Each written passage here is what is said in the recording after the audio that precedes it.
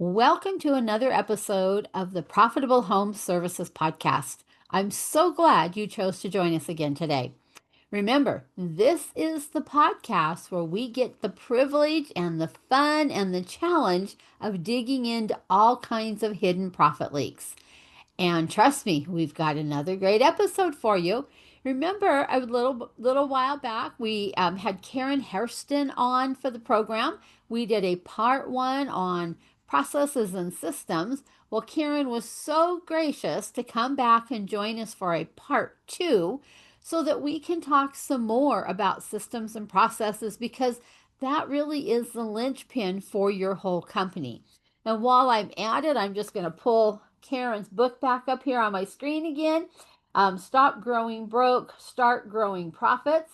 It's a great read. I read it on my last airplane trip so that I would be almost as smart as Karen is, at least in that area. So, with all that, welcome, Karen. Well, thank you, and thanks for having me back. You're welcome. So let's just do a high level recap of what we talked about in part one, in case one of our listeners hadn't already heard the part one. I'll let you just go just a couple minutes on just a high level overview. Okay. Uh, Last time we didn't go into a lot of detail about actually capturing processes, which is what we'll focus on tonight. But we just talked about the importance of systems in terms of helping a business with consistency and quality, maintaining customers, getting repeat customers and referrals, and improving your finances, your profit, your cash flow, and things like that. So systems, even though people don't always think of it that way, most financial problems actually can be connected back to a systems problem. So that was one of the key things that we talked about. That's very helpful. And for those who didn't hear the introduction on part one, Karen is a business systems and profitability consultant along with a cash flow advisor. So she knows her stuff. And we both work with small businesses, mine in the home service businesses industry. Karen is a little more open on who she works with, but realizing that systems are the glue that holds your business together. We can't keep it all in our heads because we have to start documenting the processes, not only for the work that we as owners do, but for every member of our team. And so, Karen, I know I experienced myself years ago when we first started documenting systems. At that time, I think I had 6 or 7 bookkeepers on staff. And this one wanted to do it this way, and this one wanted to do it that way. And there was some, I won't say bickering, but almost about whose way was right, whose way was best. How do you deal with that? Well, I mean, that lack of consistency is actually one of the things that can lead to your quality issues or a customer saying, "Oh, when I worked with so and so, they did it this way. You're doing it differently," and things like that. So, by documenting your processes, you help get things consistent and you get everyone doing it the same way. But to get started with that, and if everyone's doing it differently, it's really up to the owner or if there's a manager there to determine which way of the ones that are going on is working best for the business. So I have the 5D systematization process, and we talked a little bit about the first D, decide, last time. But basically, that is how are you going to choose what you want to work on? And there's lots of different ways. There's no right or wrong way to determine that. But if you can pick something that's either going to give you a quick win, really hit a pain point, something that employees hate to do, or something that's a big leverage point that might move something out of the way that allows you to work on something else. So whatever you end up picking, what you want to do is look at all your employees that are doing that same task or that process. And from your perspective, identify which one's doing it the best. Okay. And that's the way, that's the person you're going to start documenting how they do it. Now, kind of alongside all this, because you mentioned bickering or potential bickering. Um, there's kind of a change management process that goes with all this, right? So just Right. because you're the owner and you go, okay, star player over here, we're going to record the way you do it and shove it down everybody's throat, that's usually really That not that successful. that doesn't So, work. yeah. So from the beginning, you need to let your team know, start talking about, hey, we're going to be working on making our processes more consistent, and let them know what the process is. And a lot of times, what also helps to do up front to get it so it's not dependent on the business owner who's already swamped with everything else. And part of the idea is getting them out of the day to day so they can work on running the business and making the higher level decisions, is getting what I call a process integration lead. And that can be one of your employees that already kind of has a knack for finding efficiencies and being organized, or you might find that it's better to bring in someone from the outside, whether it's part-time or full-time. But that person is really going to help guide this 5D systematization process. Of course, with the owner's input, they'll be working together. But the process integration lead will help manage these steps, communicate with the teams what's going on, and that type of thing. I know in our circumstance, we brought in somebody from the outside and she followed at different times all of us around documenting what we did. And there was times she would bring to a staff meeting, well, it's being done this way and it's being done this way. We need to come to agreement how it should be done. Because I was frustrated with the output. Like we weren't getting the same quality output, which between all my different bookkeepers at that point in time. Hmm. And so by bringing in somebody from the outside, I wasn't playing favorites, or somebody wasn't brown nosing or whatever, the terms they get said.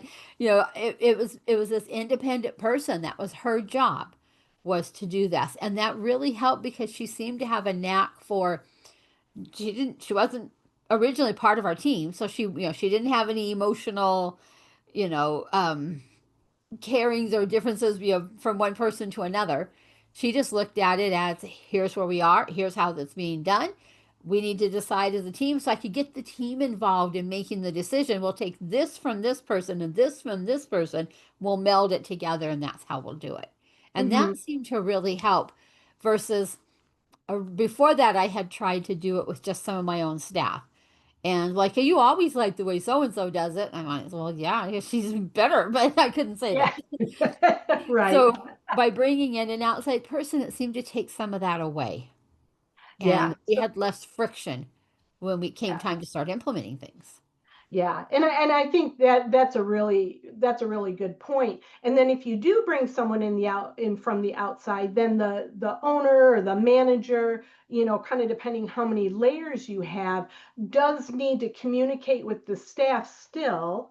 Yes. This is the initiative we're undertaking, and why we're doing it, and then start to say, hey, this is why we're bringing in so and so from the outside, and this is the role they're going to play. No, they're not your boss, but they're going to help us get some things Mhm. together.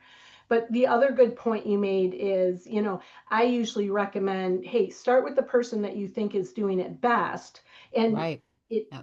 but you're right that just because they're doing it the best of all five people that are doing it does not mean it's perfect. So there might be bits and pieces from different ones. So different people and how they do it that you kind of want to integrate. So involving the team in a discussion about that is also a great way not to have people feel like you're just shoving something from the top down, and where they're going to start to be a little bit resistant. So if they're involved in it, that really helps. But in that same vein, I mean, so you can combine steps. What you don't want to do though, the first time through when you're documenting things, don't try to improve things while you're documenting them. Good idea. Just Right. document how it exists, because you're going to be light years ahead if you can just get everybody on the same page who's doing that, and having them doing it consistently rather than five people doing it five different ways. So, I've got another framework that I use to help improve things, but your first goal is just get these processes, one at a time, whatever your bandwidth is, just get them documented and get everybody using it the same way. Right. And I will say that in my own office, it took us about a year to get everything all documented. So Mm-hmm. just so somebody doesn't think this is going to happen in a week or two or a month or something, there's a lot of processes that you don't realize up front that really need to be documented. I mean, we even did a process for open the office. You turn Mm-hmm. on these lights, you unlock this door, you turn on the open sign, you set this up, you do this, you do that. And then we had one for closing the office. Because I was traveling one time. I live in northern Idaho and I was down in San Diego, California, and I get a call from our local police department that the The alarm's alarm. going off in my building. Well, the staff, it sounds like two or three of them went to the front door, but because they were chit-chatting, nobody put their key in the door and locked it. So they walked out that night, left the office unlocked, and the wind caught the door enough that it broke contact. And that's what called the police department. I'm in San Diego. I can't get a hold of any of my staff, and my alarm's blaring. Yeah. And that one prompted the end of the day closing procedure. You must do these steps. You must turn off the lights and lock the door and turn off the sign and, those basic things that all of us would just do. But they were chit-chatting, weren't paying attention. Mm-hmm. And so you think that Yep. that's so basic, but sometimes we have to have those basic ones in addition to the ones that actually make you money. You still have Right. to have those others to protect the well-being, the safety, the security of your employees, your business, your assets, those types of things. Right. Right. Yeah. So a couple good things that you just mentioned. One, this is not an overnight thing. So really, No, if you're planning on working with someone to help you do this, which I strongly recommend, if they tell you they can turn around all this stuff in like 90 days, run the other yes, way, yeah, because they are not digging into your business, helping you get things documented and things like that. There is no way it's going to be done correctly in 90 days. And then the other thing, well, a couple more things based on what you just said, even, yeah, your opening and closing procedures, that's something, what if your front desk person went on maternity leave, or you're going to have a temp in there or something. Some companies will hire temps periodically. Well, you need to have something documented for them um, to follow. Otherwise, they're probably trying to do their best, but they don't know it. They I can't don't read your know. mind. To Yeah. this day, we have a receptionist binder that sits up at that front desk Mm-hmm. because there's been times when somebody will call in sick, and I know in general what they do, but I don't know the day to day. And I Mm-hmm. walk up and grab that binder. It's got a list of daily tasks and weekly tasks and things. And so I can go in and say, okay, good, there's nothing important today. I could just put the phones on whatever and take care of things. But Mm-hmm. without that, I'm lost because I don't run that part of my business and haven't for years. So it's Mm-hmm. important that we keep that binder, and it's in a printed binder that sits at that desk.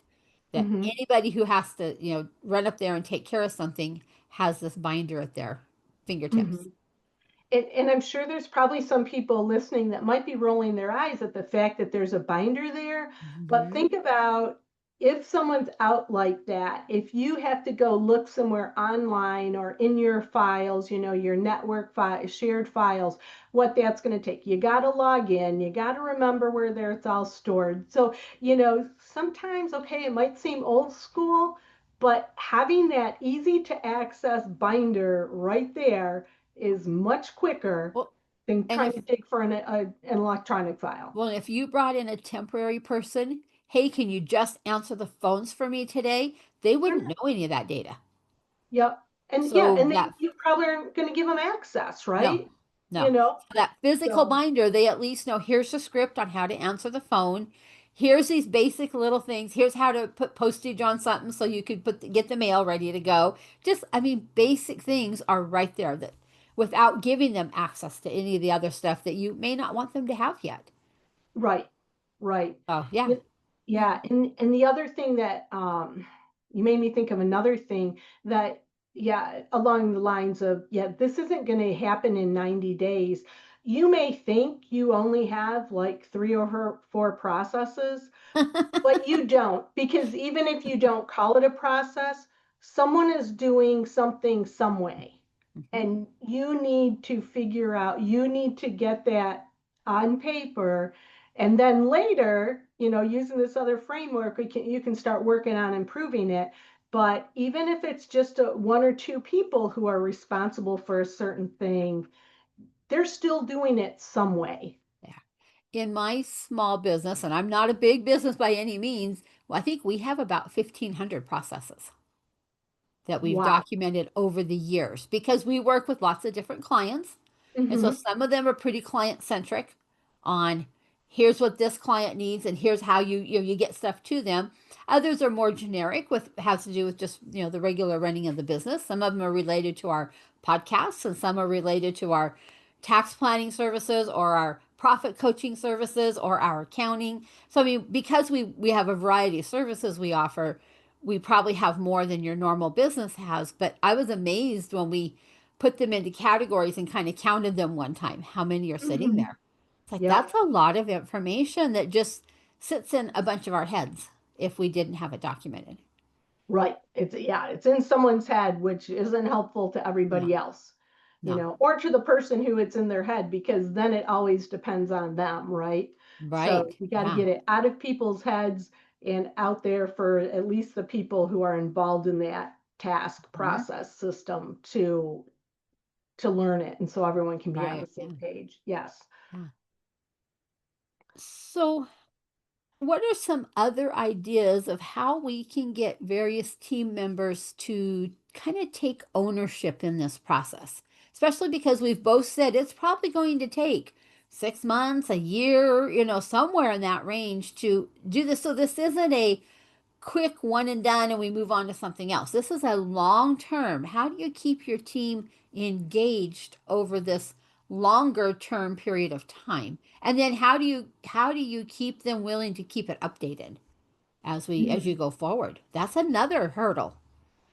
Yes, definitely. So, I mean, there are volumes out there written on change management, and I don't consider myself a change management consultant, but a lot of it is baked into the process, right? And it all comes down to communication.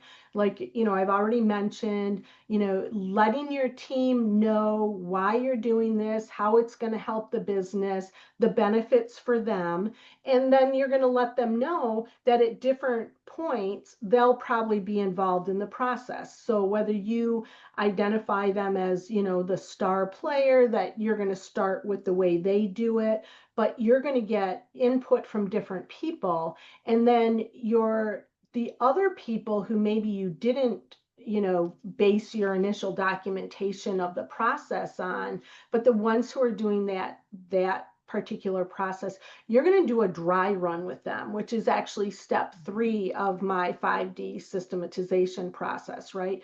Because, we talked a little bit about the mom test the other day, Mhm. but you need to make sure that it makes sense to them reading through the steps.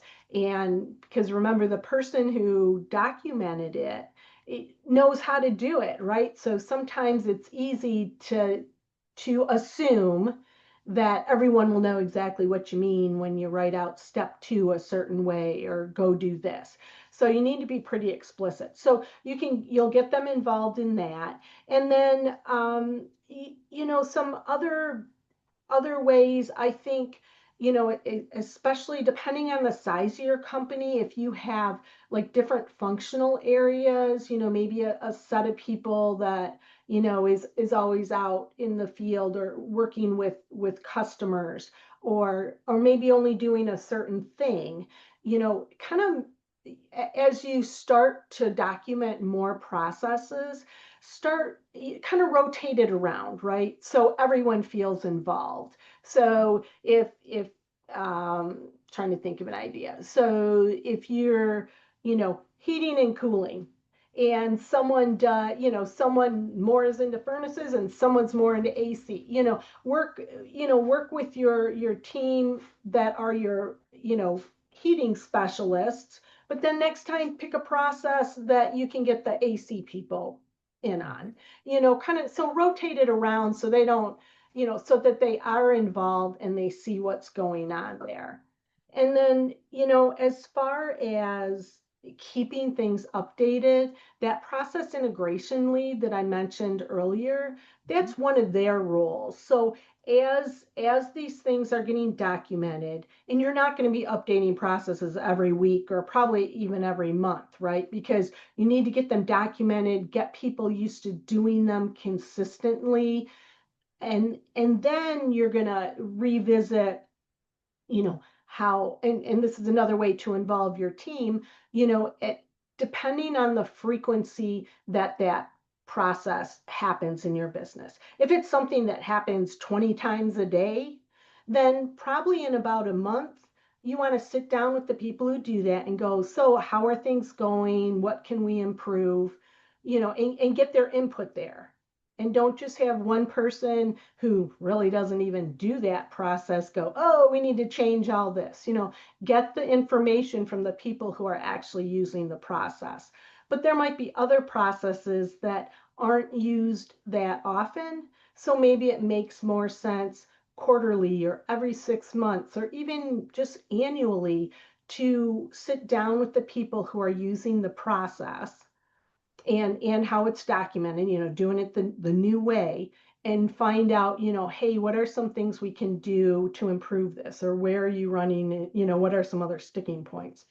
Now, that's also not saying that if something's really not working with that process, we're not going to say, oh, hey, that we're going to meet about that in 6 months. Kind of set up a mechanism, and it's usually going to be through this process integration lead, how, be open and give people a way to communicate feedback to you, because there are some things that you're going to want to address sooner rather than later there. So No. those are a few ways to get, your team Okay. involved. And I think you're always going to have someone that's resistant for whatever reason, right? They don't like being told what to do, whatever it could be. But if you do your best to let people know why you're doing this, how it's going to help them in the business, and keep them involved, that's going to help. If it really comes down to it and you have someone that just won't get on board, it's probably time to think about whether that person is a right fit for your business. Right. Yeah. Back Because, when, yeah, oh, back when we were going through this process ourselves, I wanted a way to incentivize and motivate the team to allow these changes to happen. So we created what we called extra mile tokens. And it was in the shape of like the yellow yield sign, and it said extra mile on it. And we printed them and cut them out. Old school, I know. But when what it allowed us to do is, as a team, if we saw somebody going above and beyond helping in this painful process, the team was free to give out a token, but they had to do it at a staff meeting. So, Karen, I caught you going above and beyond doing whatever it was that I caught you doing, and I just want to say thank you. And those tokens equated to an hour of paid time off. And so oh, they loved them, because then if they needed to leave early for a doctor's appointment or sick kid or something like that, they could cash in their tokens. mhm. And it was a way to get them thinking on a positive angle, instead of, she's doing this because she's such a control freak and she just wants to control how I do everything. Because I could hear that. I could hear those comments in coming through my office, and I had to turn this around and make it positive. What's in it for me? Mhm. Okay, the things will run smoother. The clients will be happier, so I'll have fewer changes I have to go make, and I might earn some extra mile tokens out of it. So with Right. that, I started watching their chit chat started to change over a period of a couple months as somebody got presented an extra mile token in one of our staff meetings. And we made a big deal of that. Who can we catch going above and beyond? And that started feeling this whole change of this is a good thing, let's keep working on it. So that Yeah. helped us. Yeah, that's a great idea. How can you recognize that commitment to the initiative? And sometimes, once again, like you said, some people might think it's old school, but if you're still working in an in-person setting, sure, there's electronic badges, digital badges, and all this stuff, but who sees it, right? If they Right. get one of these, one, you recognize them in front of other people at a staff meeting, but then they can put it up on their desk, Right. Yeah, and they they can, it's something to proudly, play. yep, proudly displayed them. And I wasn't the one giving them out. Occasionally I would give one, but most of the time I was in the back doing what the owner does. So they were Hmm. giving them to each other. And that Hmm. actually carried more weight than for me to give one to somebody. Hmm. And that's another way to get people on board. Sometimes they just need to hear it from their peers, whether it's Mhm. like, hey, come on, man, this is going to help all of us. Or, you're making this really hard on me. You might think you're just trying to make a point with the owner and kind of being a jerk about it, but everyone else on the team's got to pick up the slack now or clean up your mess. And so, sometimes if it comes from a colleague or a peer, that will, speak to that person who's kind Yeah. of not getting on board. Right. So there are a few different ways to handle it, and Yeah. it's not going to happen 100% of the time. But like I was saying Never. before, that's when you just have to make a management decision, right? Right. Yeah. Yep. But so I just would challenge our listeners to think of creative ways that you can give your team some attaboys and attagirls and things like that without it all coming from you, the owner. How can you get the rest of the team involved in catching them doing something well? We all, when the boss shows up at your desk, your first thought is, "Oh no, what did I do?" And they just kind of close in. What did I do?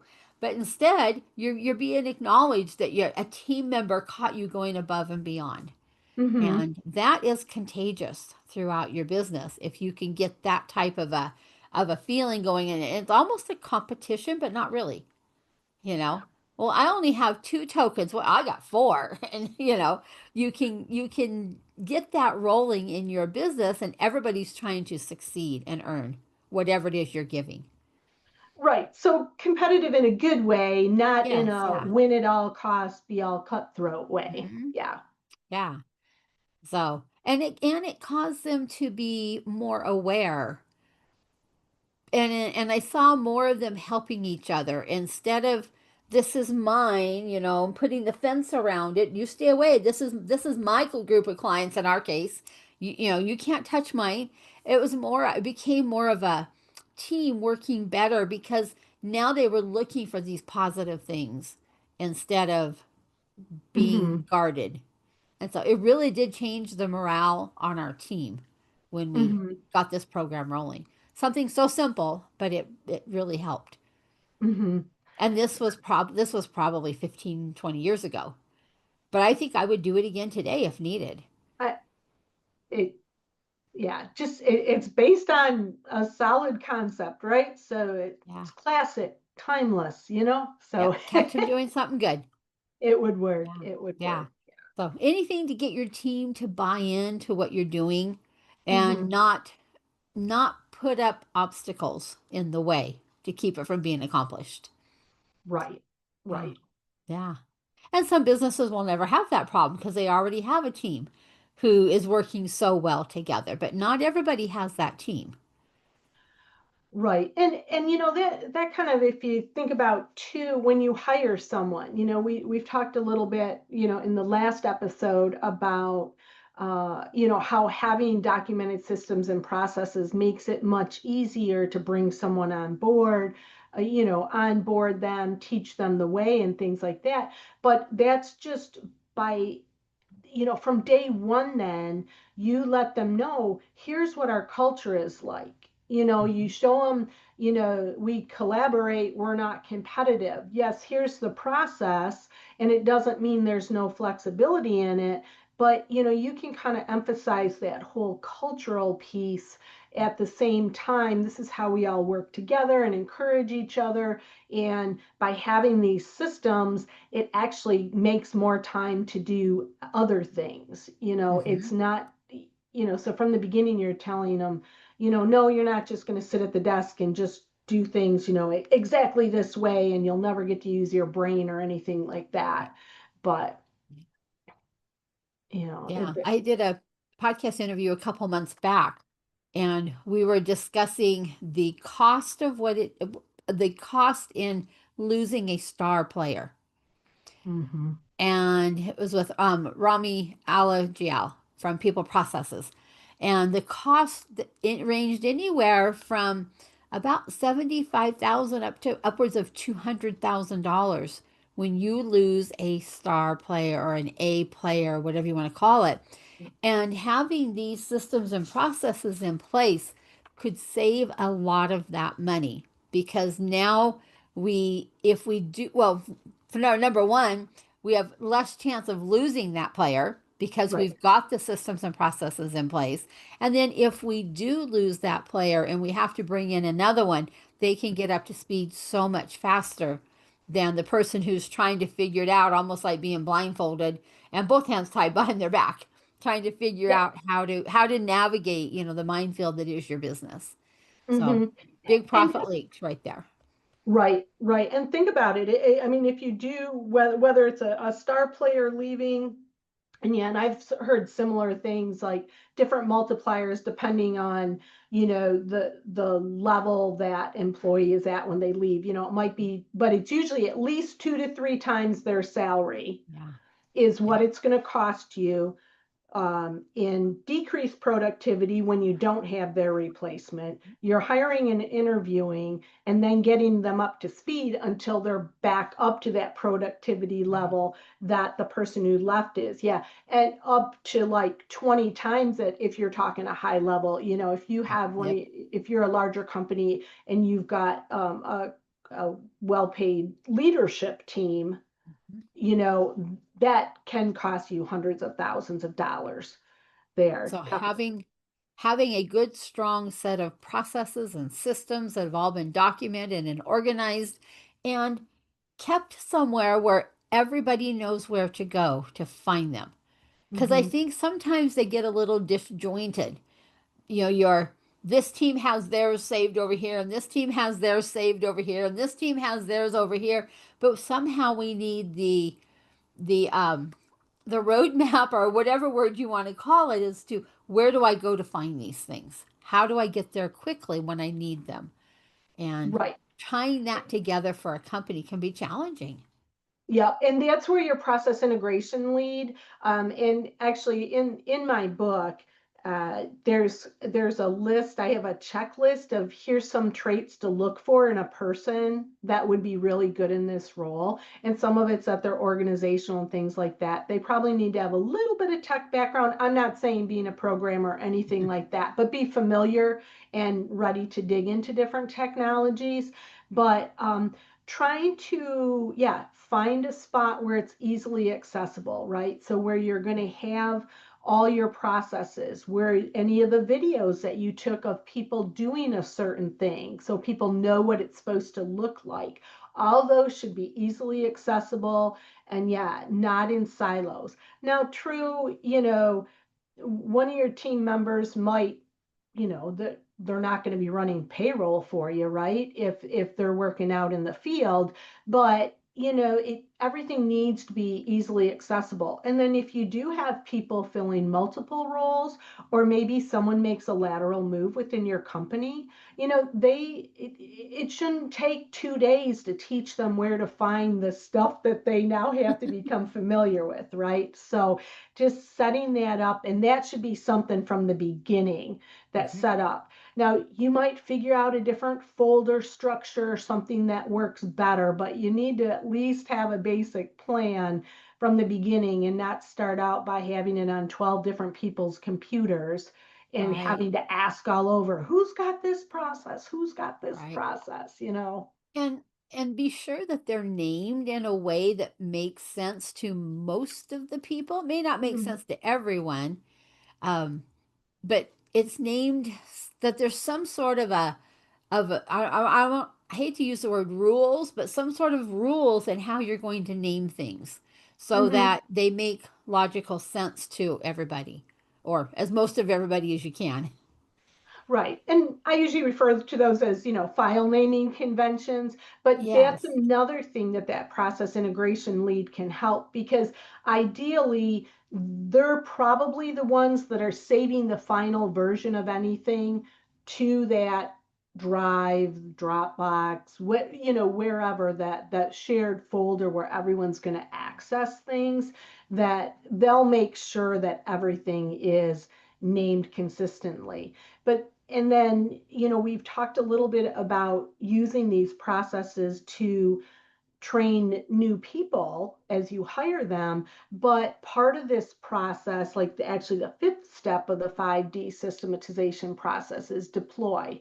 And so, you've documented and you've done a dry run with people, but then when you get it finalized good enough, at least for round one, when you deploy it, there's that little training piece, right? You're going to go through, here's what the process is, here's where it's located, here's the video if you need it, everyone, and reset expectations that everyone's expected to follow this starting Monday, and to come talk to me if you have a problem with it, but just kind of setting those expectations. So there's a training piece as part of this rolling out, and it's an ongoing thing because like you said, it's easily going to take months to a year even just to get your first round done. Yeah.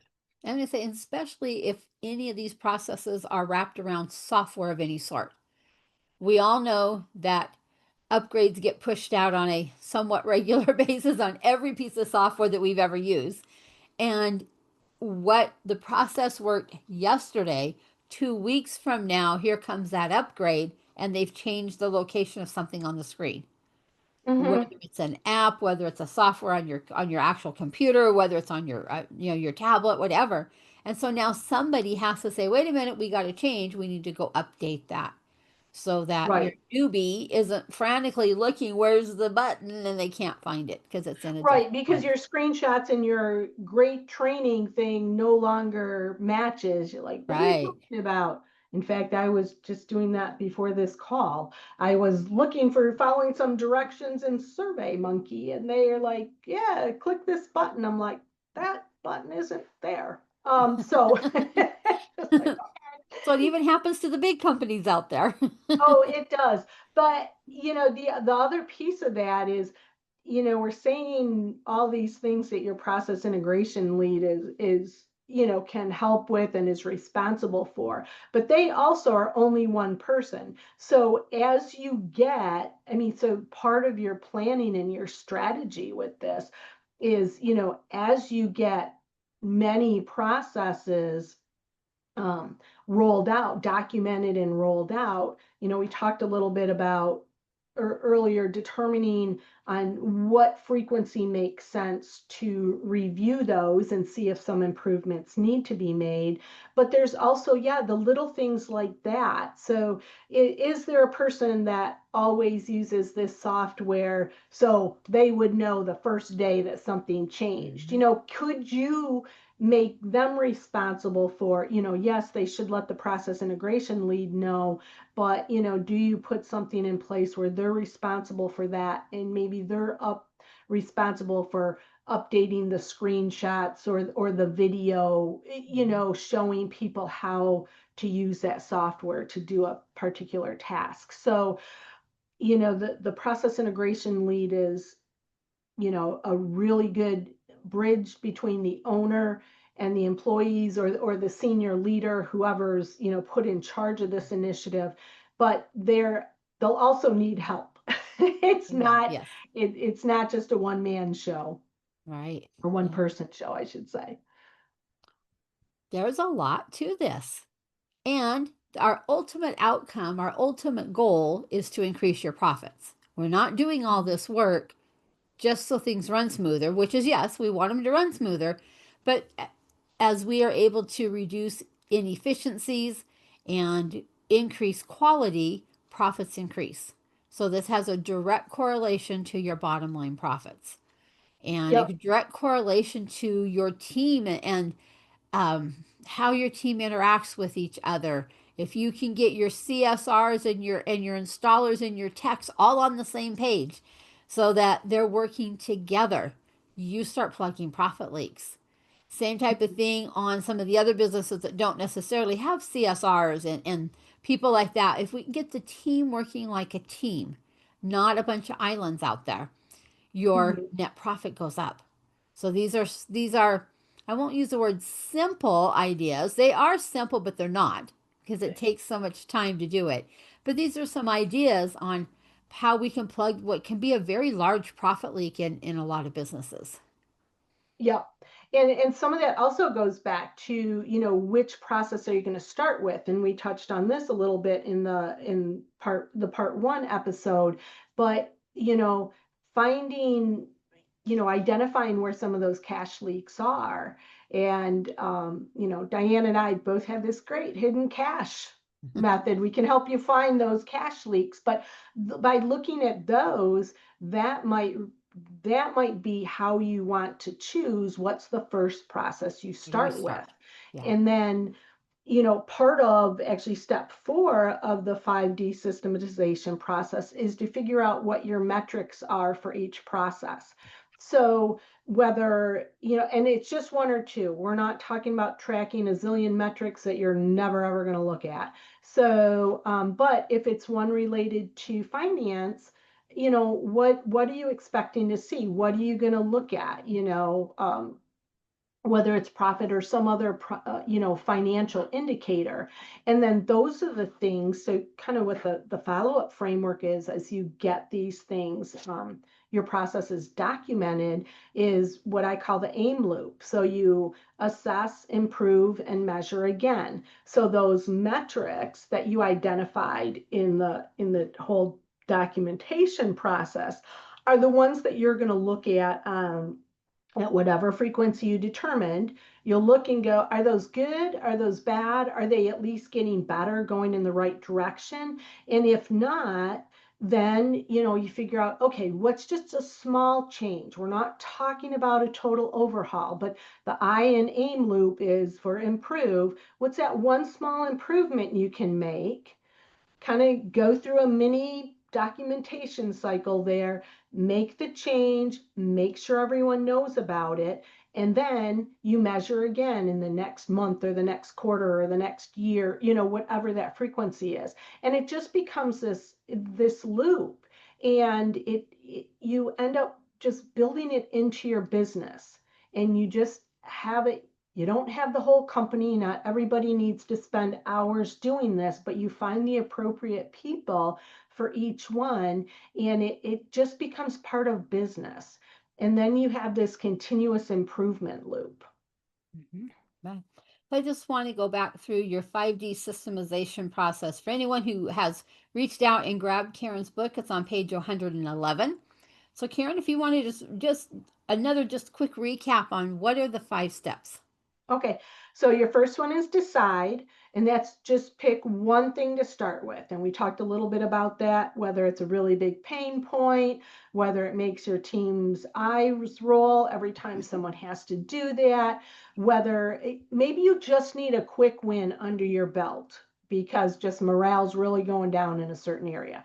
Maybe it's related to a financial indicator. So just pick one thing. And there's in the book also, actually, in that same chapter, there's a quick prioritization matrix to just give you some ideas on how you might choose in step 1. Step 2 is document. So we talked a little bit about that, but your process integration lead is going to help capture what the current process is. I, you know, starting probably with your star performer, maybe making some little tweaks based on what other people do. And someone can follow them around, like, Diane said their consultant did, and document things. You can video things, whether someone's doing it on a computer or whether it's building a deck, right? Videotape how the task occurs. So you're going to have your document. Remember, that's kind of a first draft. Step 3 is your dry run. Get some other people who do that task too to go through what those steps are to see if it makes sense, what's confusing. Maybe you put something in the wrong order, because we talked a little bit about it last time, but you've got the curse of knowledge or expertitis, however you want to refer to it, and you forget how much you know. And when you're looking at your own work, it's really hard, even though you say you're reviewing it in detail, you kind of gloss over and you're like, oh, yeah, everything looks good. Have someone else actually try it, give it the mom test like Diane used to do, and step through it and do it exactly like it is. Don't make any changes, while you're doing it. Do it like the instructions say. So that's your dry run. Then there's going to be some little tweaks in there based on feedback from the dry run. You're going to define your metrics, those 1 or 2 metrics we just talked about, whatever makes sense, something that, 1, you can measure, and 2, that will give you an indication of whether that process is working as it should, or at least is moving in the right direction. You can set targets and everything. And then your last one is deploy. And that's where you get it out to everybody who's going to be doing that process. And you have some internal training.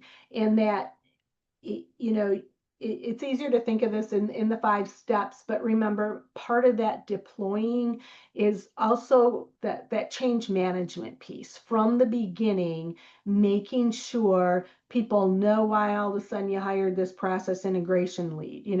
What's the initiative, why, what's in it for them, always going to help, sell it.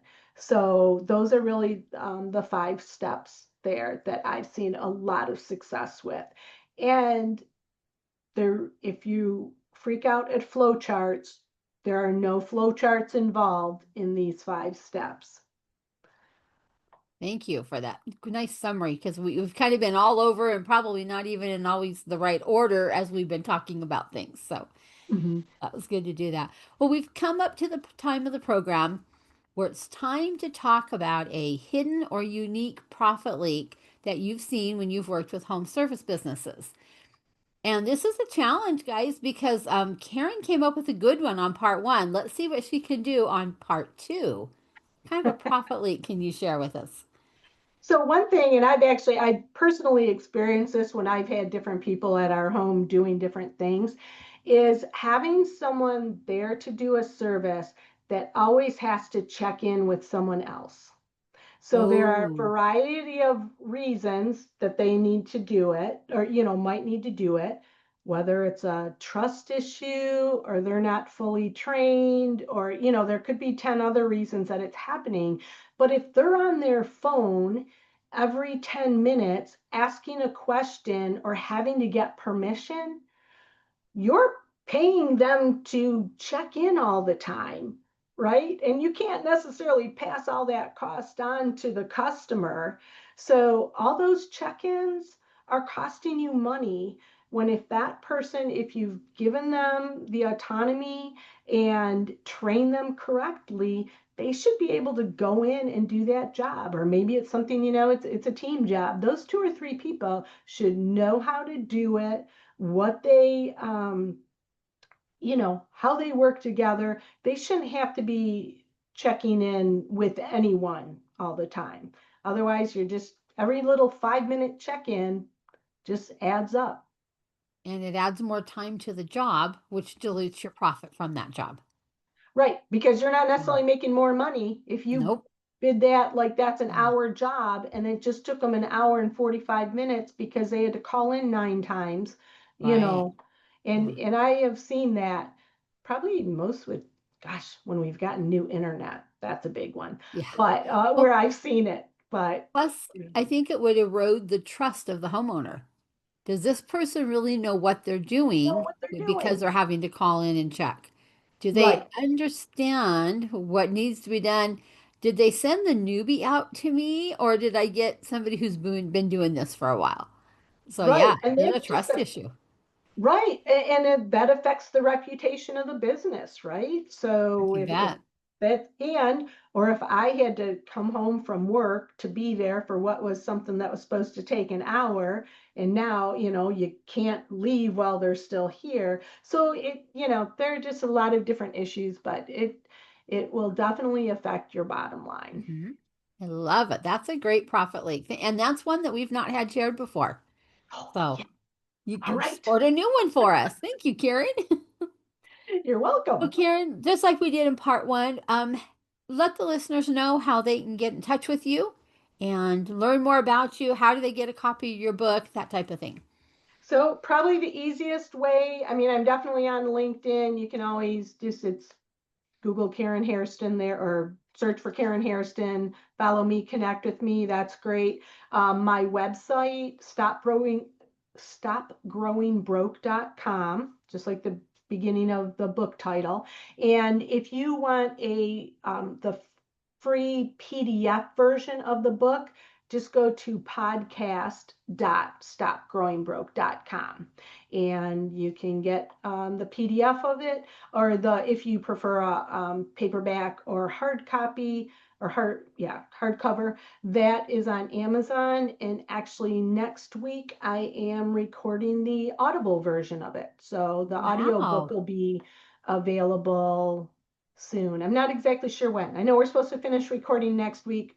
I don't know how long it takes the audio engineer to do their magic and make me sound great, but that will be that will be available probably sometime in November if people are into listening to audiobooks.